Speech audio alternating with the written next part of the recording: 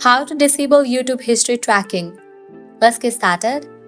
Launch your YouTube app. You'll land to the home page. Now head towards the option of View given at the bottom right corner. Now at the top right corner, you will find the settings icon. Click on that. Navigate to the option of Manage All History. Now from here, you can easily disable YouTube history. First up, click on the option of Saving your YouTube history.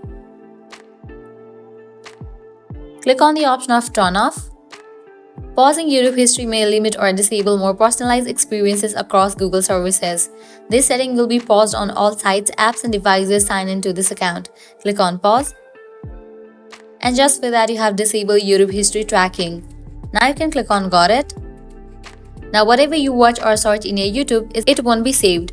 So that's a wrap for this video. At the end, if you guys find this video helpful, don't forget to like, share, and subscribe to our channel. Thanks for watching.